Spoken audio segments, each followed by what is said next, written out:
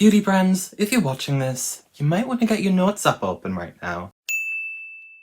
What is up, everybody? I hope you're all at least having a tolerable day. I'm Ari Lynette, as always, and today I have, what do you know, a video. Probably thinking, so soon after the last one? That's a miracle. But I've come out of my video hibernation early for a very special video. So this is going to be all about the things I want to see in makeup in 2021.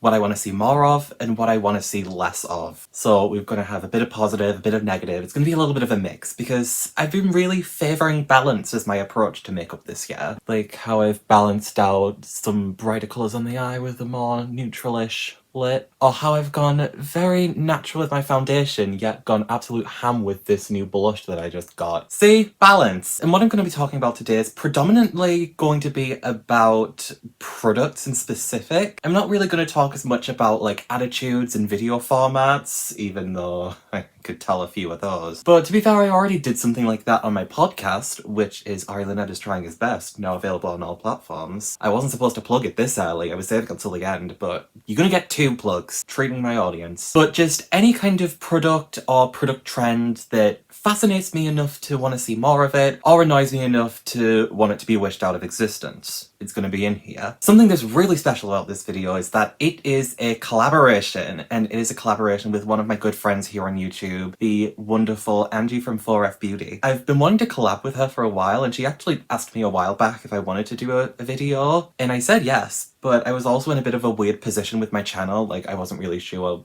where it was gonna go, what was gonna happen with it, and it wasn't really the right time to put out a video collaboration, but I decided now is the time. So I am bringing you this video, and she has her video which is on her channel now. If you want to check out her video, I'll be leaving it in the description along with her channel link. I would highly recommend checking out her channel if you haven't already, especially if you're like a beginner in makeup and you want to learn more. She's really informative with her tutorials. She's even taught me some stuff I didn't know about like how I don't have hooded eyes. I actually have deep set eyes, and I didn't know that before I was watching her videos. And she's just a really great presence, and I think an underrated channel, and she doesn't get very much credit, and she should have more of it. So check her out if you haven't already. Link in the description at your convenience. Alright, without further ado, if you want to see the things I want to see more of and less of in 2021, then don't go anywhere. Don't even think about clicking that X button. I'm watching. And so is Porg. You're both watching, so don't do it. For my video, I've decided to alternate between the mores and the lessers, so it kind of has a nice little bit of a mix and it just keeps people on their toes. And I'm going to start off with what I have more of, which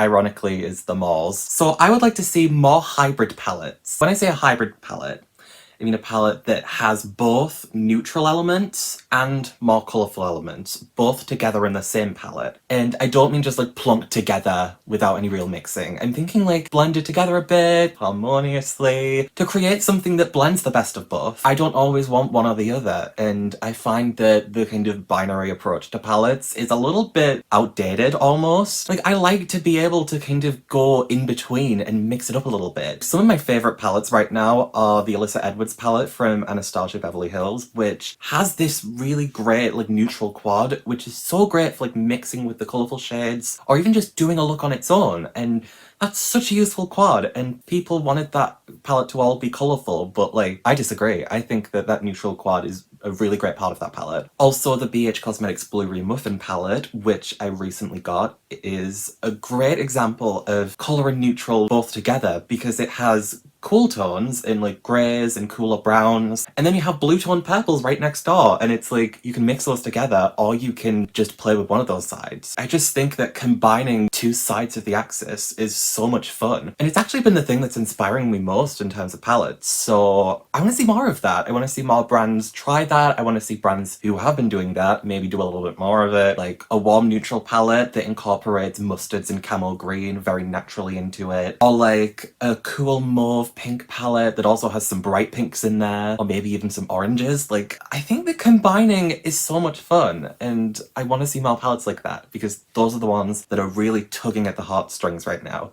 And also with the purse strings. If the first thing wasn't enough for brands to do it, then maybe the second thing will be. Something I want to see less of is ashy pastel palettes. Now, the pastel trend has been a big thing recently, and it's kind of encouraged a lot of brands to make pastel palettes. Some of them have gone in with the attitude of, let's make a great pastel palette that works for everyone. And others have gone in with the attitude of like, this is a pastel palette, so we're allowed to make it ashy and light and not working on most people because that's kind of in the brand, isn't it? And I'm here to tell you, no it isn't. Pastel should be able to work on all skin tones. Like, pastel doesn't mean only for light people. There are companies that have done it right, but there are a lot of companies that are not doing it right and are kind of just being very complacent about the whole thing. And yes, I'm looking at you, Colourpop. Pastel isn't supposed to mean ash. It isn't supposed to mean only gonna work on marshmallows. You need to put in that effort to make sure that the pastel shadows work on multiple skin tones. People with deeper skin tones wear pastels, so make your palettes worthy to serve them. Make it inclusive for everyone, or just keep the damn things. Something I want to see more of. Now, I mentioned the BH Blueberry Muffin palette earlier, and that is a prime example of blue toned purples and indigos, which I want to see more of. There have been so many brands out there who have been doing every single colour under the sun except for blue toned purples and indigos. And now is the time to do them. Don't be a coward about it. We want to see your efforts. Come on. It's been long enough. I want to see some indigos. I want to see some cornflower blue, almost purples. I want to see some blurples, dare I say. Give it to me now! We are way overdue for a rise in those shades. I mentioned BH Cosmetics, but also Lethal has been doing some really good ones. And I've also seen like Juvia's Place has done a palette which has like a couple of them in. I want to see some other brands do it, like maybe Colourpop. We were overdue an indigo palette, Colourpop. Hey, I've even designed one for you, so like, there you go. Just take that, I give you my permission. No more chickening out of indigos, y'all. We want some. 2021. Make it happen. In 2021, I would like to see less redundant large palettes. Now, I'm not anti-large palettes in general, like you can pry my Carnival XL palette out of my cold dead hands. But I find that palettes that are large either kind of go into covering everything like a rainbow, or covering something very small but just repeating a lot of shades and doing shades that are marginally similar to each other. I've also found that from my experience of doing my palette designs on Instagram, it's a lot harder to make a larger palette interesting than it is to make a smaller palette interesting, because it either just falls into the trap of being too repetitive or it falls into the trap of being like a rainbow palette. If you want to do a rainbow palette,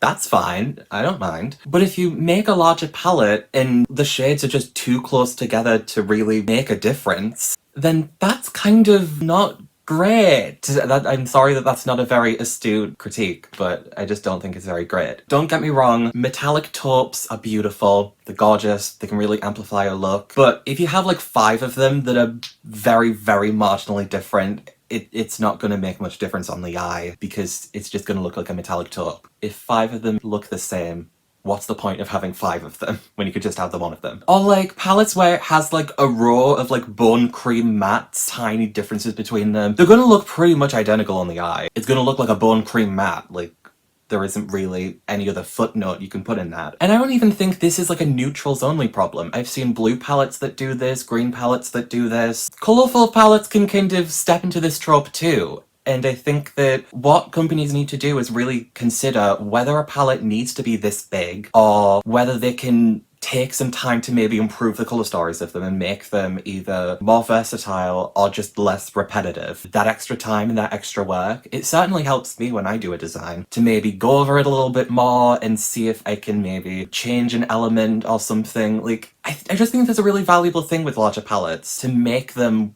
worth that extra space. And if not, just make it smaller, it's fine, we don't mind. This is a very specific more that I want to see, but BH Cosmetics. Do you know that travel series and that weekend vibe series you've been doing with like the 16 pan palettes? Yeah, more of those please, they're great. I feel like I've been championing this series ever since I got the Smitten in Switzerland palette, and I just fell in love with it. And since then, I've gotten the Avocado Toast palette from one of my friends on Instagram, and then obviously the Blueberry Muffin palette, which I've mentioned 50 times already. And I think that those are great examples 1, of 16-pan palettes with versatile and interesting colour schemes. 2, examples of hybrid palettes, like what I was talking about earlier, that work really well. And 3, concepts that are interesting and produce interesting colour schemes. If you can hit all of those qualities, some palettes can't even hit one of them, then that is a great sign for that series. So I would like to see more of those, like more of the travel series, even the face palettes. Like if you want to bring out more of those face palettes, I'm down to see what you can come out with. And more of the Weekend Vibe series, because I think that there's so many things that you could do with that series, and I want to see what BH does. 2020 has been the year where I think people have started finally realising that BH Cosmetics is actually kind of a dark horse, and they're actually making better palettes than Colourpop right now, so you're welcome for that discovery. Now, something I would like to see less of is kind of tying in with the redundancy of the large palettes and some of my issues with palettes in general. Plonking random pressed glitters into palettes to fill space, and like putting in pressed glitters into eyeshadow palettes. Now, I need to clarify,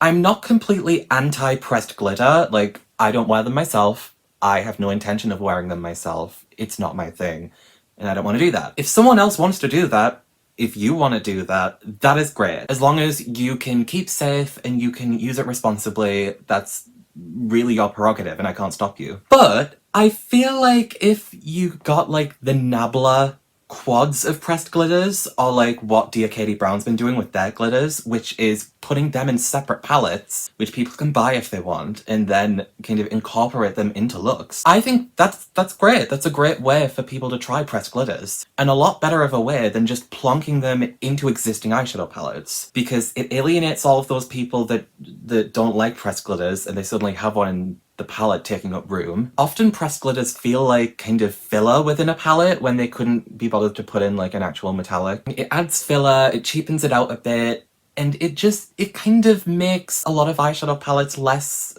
appealing to me. So maybe if you put in the pressed glitters in separate palettes and have like separate pressed glitter palettes, that is good for the people who want pressed glitters, and then the people who don't are good with the eyeshadow palettes that don't have the pressed glitters. So like both camps are satisfied. And if someone wants to use both eyeshadows and pressed glitters, they can get the pressed glitters and use it with their existing eyeshadows. I kind of don't see any disadvantage with this method, but just my thought. Next thing I want to see more of, face palette builders. I could also extend this to eyeshadow palette builders because I love eyeshadow palette builders as well, but face palette builders is something I've seen less of and something that fascinates me, perhaps even more. The one brand I've seen do this other than Colourpop is Lethal, and they've just recently launched their face palette and their face complexion products. So if you want to get a blush or a bronzer or a highlighter, or 3 of one of those things, you can put them in a palette. And I think that's really cool. I honestly am tempted to get 1 or 2 of those palettes and maybe grab some of the blushes and bronzers and have some fun with that. But I'd like to see more brands do that. I'd like to see other brands take that on. Ones that can do more different mixtures of textures, because I feel like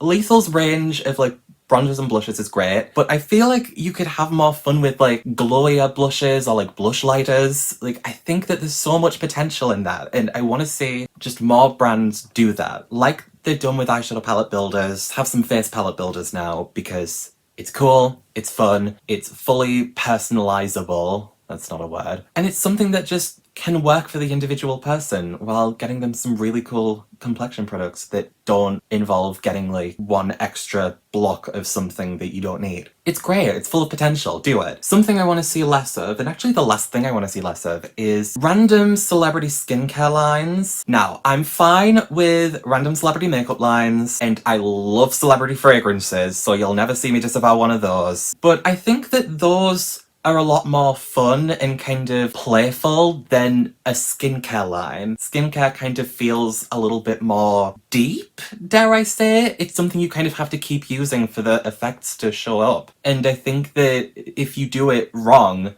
it's kind of a lot worse of an effect. So I kind of get a little bit nervous about seeing random celebrity skincare lines popping up, because it kind of feels like a cash grab effort without really putting in the work to make something that's effective, unique, and most importantly, safe. Makeup and fragrance are kind of more fine because they're more decorative, and it's like something you put on one day and take off at the end of the night, and it's kind of a little bit less fuss. So that's why I'm not like bashing every single celebrity makeup line, because it's ultimately relatively harmless. But throwing out random skincare lines all willy-nilly can be a little bit more insidious, and I just don't really like that trend. I mean, if a celebrity is working on a skincare line and they're taking the time to perfect it and make sure it works well and make sure it's worth putting out, then that's fair, and I'm not going to complain about that. But I just think making sure that there's a reason for putting it out other than cashing in on a trend, I think just considering that is going to be the important thing for me. And the last thing I want to see more of is making more immersive brand and intellectual property collaborations. So,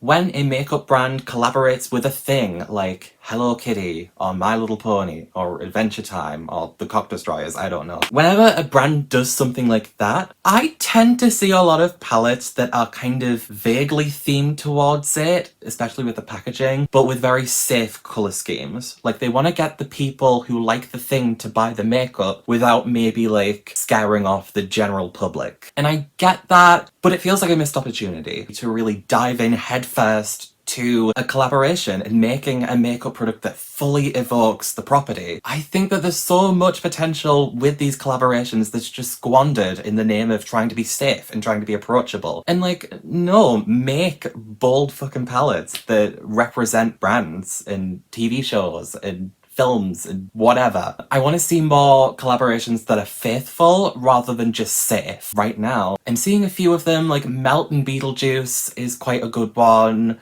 And like the Kesha palette I really want, even though Hip Dot shipping is daylight robbery in the UK. I want to see more along that line rather than, oh, it's got like Hello Kitty on the front, but it's like a safe pastel palette. Like, I want to see some more energy with those collaborations, okay? And that is the video! You made it to the end, well done. So if you have any thoughts about the things I've chosen in this video, please let me know. Let me know if you think there's anything I might have forgot, or something that you think that you'd like to see more of or less of. I'm gonna challenge you. Put something down in the comments that you think I should have included. I want you to make me, like, kick myself and say, oh, I should have put that in. Like, there's your challenge. Do that. And don't forget to go over to 4F Beauty's channel and take a look at her video. I'm really interested to see what she has to say, because I feel like we kind of have some different opinions about this. So I'm definitely curious. And if you are here from her channel, hello, welcome. I'm Ari Lynette. It's very nice to meet you. If you want to stick around, I can't guarantee a lot of videos on this channel, but I do have some ideas that I'm really excited about, and I'm hoping that I can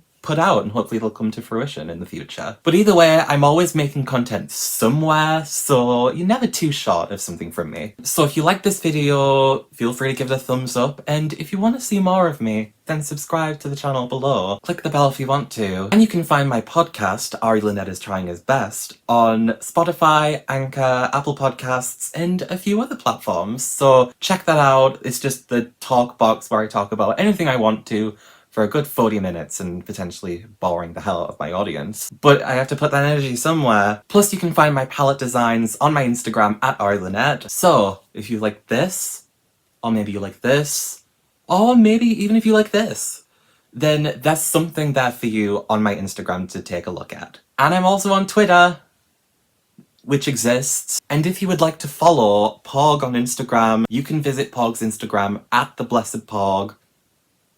Just putting that down there.